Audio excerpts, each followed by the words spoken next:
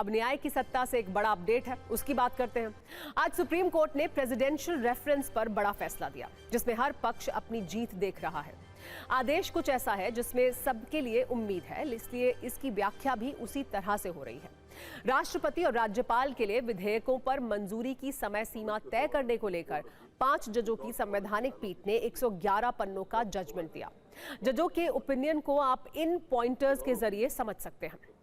CJI के नेतृत्व वाली पीठ के मुताबिक अदालत राज्यपाल के लिए कोई समय सीमा तय नहीं कर सकती, लेकिन सर्वोच्च अदालत ने यह भी माना कि विधेयकों पर राज्यपाल अनिश्चित काल तक रोक नहीं लगा सकते, यानी एक उचित समय में निर्णय लेना होगा।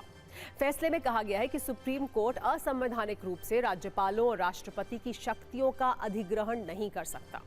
राज्य विधानमंडल द्वारा पारित विधेयकों के संबंध में राज्यपाल या राष्ट्रपति के लिए कोई समय सीमा निर्धारित नहीं है।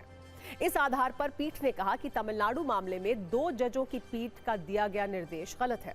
कोर्ट ने भले ही कोई समय सीमा तय नहीं की, लेकिन आर्टिकल 200 के तहत बिल को लेकर राज्यपालों को 3 विकल्प जरूर स्पष्ट कर दिए। राज्यपाल विधेयक को या तो मंजूरी दे सकते हैं, कुछ कमेंट के साथ विधानसभा को लौटा सकते हैं, या फिर राष्ट्रपति के पास भेज सकते हैं, यानी अनंत काल तक उस बिल की फाइल अपने पास दबाकर बैठ नहीं सकते हैं। तो अब सवाल यह है कि अगर आगे भी राज्यपाल ने लंबे समय तक बिल लटकाने वाला काम किया तो क्या होगा? आदेश के मुताबिक उस परिस्थिति में कोर्ट का दरवाजा खुला है और सुप्रीम कोर्ट दखल दे सकता है।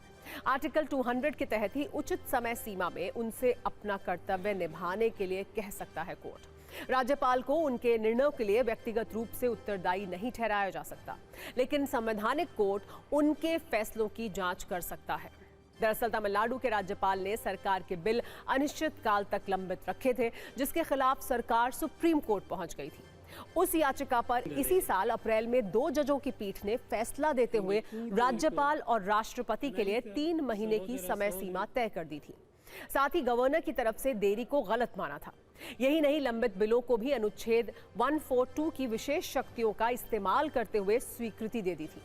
सर्वोच्च अदालत के उस फैसले को राज्यपाल और राष्ट्रपति की शक्तियों में दखल माना गया और इसी मुद्दे पर राष्ट्रपति ने संवैधानिक पीठ से राय मांगी थी, जिस पर आज ये फैसला आया है।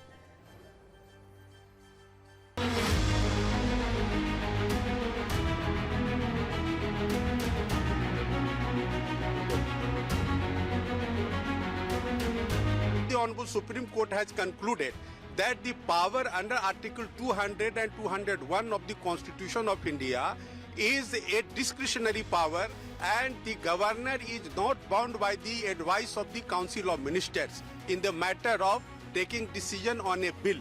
Suppose governor வந்து unnecessary delay பண்ணா சம்பந்தப்பட்ட மாநிலம் வந்து உச்சநீதிமன்றத்தை அணுகி இந்த மாதிரி நாங்க வந்து ஒரு சட்டத்தை இயற்றி இருக்கிறோம், அதை வந்து கவர்னர் வந்து அசென்ட் கொடுக்காம வச்சிருக்காங்க, அன்னெசரியா டிலே பண்ணிட்டு இருக்காங்க, அதனால அந்த டிலே பண்ணக்கூடாது, பண்ணது தப்பு என்ற ஒரு லிமிட்டட் ஆஸ்பெக்ட்ல வந்து